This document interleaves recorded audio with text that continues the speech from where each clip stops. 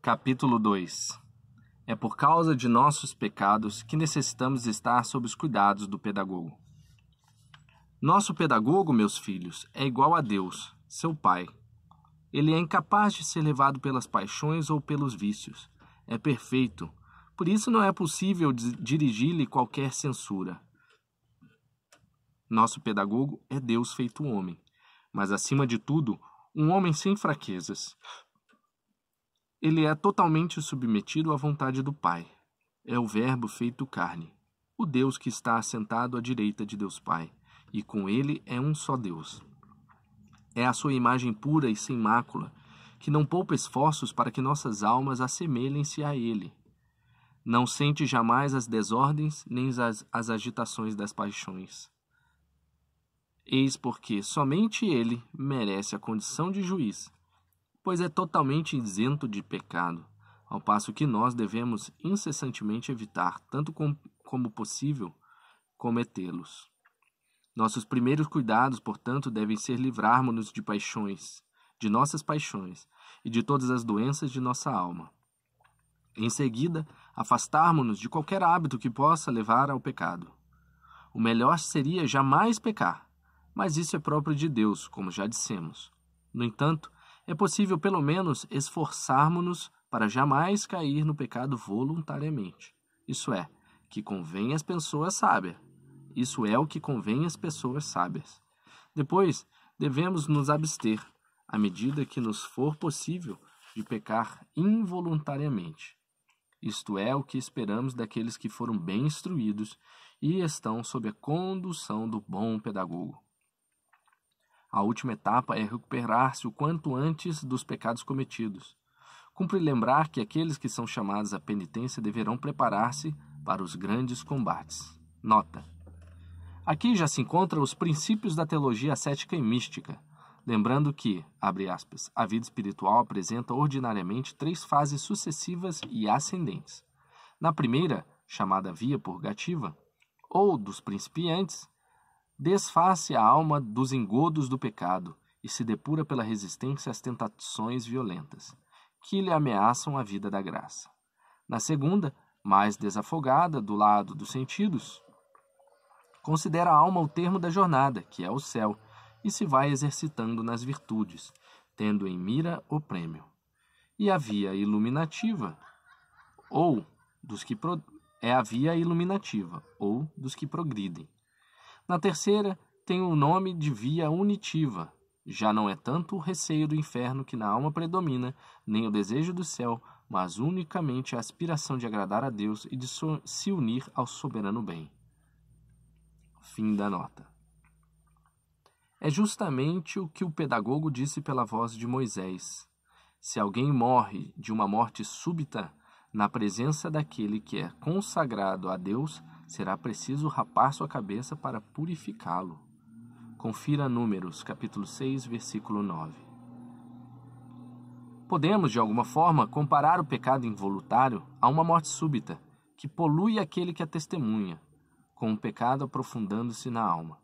É preciso incessantemente aplicar o remédio, rapar a cabeça, ou seja, dissipar as trevas da ignorância que ofuscam a razão, a fim de que se esteja liberto da substância do pecado, que é como uma matéria grosseira, e se possa recorrer com mais facilidade e prontidão à penitência.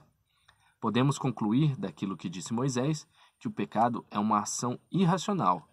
Ele compara a morte súbita ao pecado involuntário, e podemos acrescentar: aquele que peca age contra a razão. Eis porque o pedagogo recorre às leis para impedir o desregramento pelo pecado. Ele nos adverte que ao crime seguir-se-á um rigoroso julgamento, conforme nos ensinam os profetas quando dizem que os que afastam dos pecados não se sentem ameaçados, mas os que não lhes deram ouvidos e deleitaram-se em abominações terão a paga merecida. Confira Isaías capítulo 65 e 66. A profecia trata de 2 objetos, a obediência e a desobediência, a fim de que sejamos salvos por uma e punidos por causa da outra. A função do pedagogo é curar, através de suas reprimendas, as inclinações viciosas da alma. O Verbo é o único médico que nos pode livrar das doenças da nossa alma. Lembrai-vos do que escreveu o profeta. Abre aspas. Vós sois meu Deus, tende piedade de mim, Senhor, pois é a vós que eu invoco todos os dias. Alegrai a vida do vosso servo, pois é a vós, Senhor, que eu me elevo. Vós sois bom e perdoais, Senhor. Sois cheios de amor com todos os que vos invocam. Senhor, atendei a minha prece, considerai a minha voz suplicante. Fecha aspas. Salmo 85, 86. O médico, diz Demócrito, foi inventado para curar as doenças do corpo. A sabedoria alivia os distúrbios da alma. Nosso bom pedagogo, que é a sabedoria e o Verbo do Pai eterno, que é o Criador do céu e da terra, que vela pela conservação de todas as criaturas, que as liberta de suas enfermidades corporais e espirituais, que é o médico e o salvador da natureza humana, disse ao paralítico: levanta-te, toma a tua cama e vai para casa. Fecha aspas. Confira Mateus 9, versículo 6. Com essas palavras, curou-lhe inteiramente da doença, restituindo-lhe a sua saúde e vigor. Disse também ao morto, abre aspas, Lázaro, vem para fora, fecha aspas. E o morto apareceu tal como estava antes de morrer. Confira João 11, versículo 23. E o morto apareceu tal como estava antes de morrer. Ele nos dá não apenas os remédios indicados para as enfermidades do corpo, mas também os que curam a alma pelos seus preceitos e pelo tesouro inesgotável de sua graça. Eis porque ele diz a nós, pecadores, abre aspas, vós pecadores serão perdoados, fecha aspas. Confira Marcos, capítulo 2, de 9 a 12.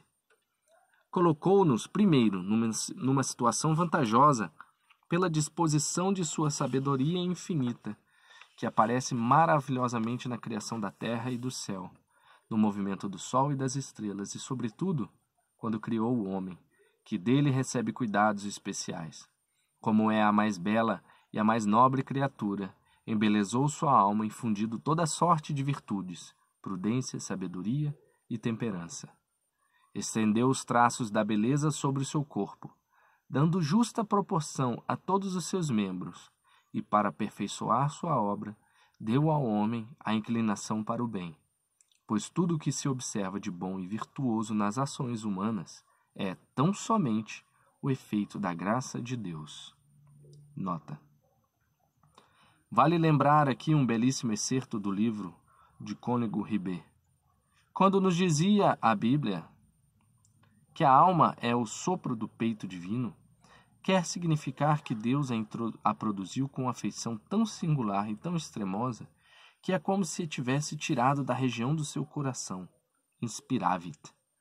Além disso, não nos contam as inspiradas letras que Deus produziu a nossa alma com suas mãos, como fez com o nosso corpo, nem que a tenha criado com a sua palavra, como procedeu com os demais seres, mas respirando ou suspirando, para assim entendermos que é como se tivesse dado à luz concepção caríssima que nas entranhas trouxera desde toda a eternidade. Nota do editor. Fim da nota.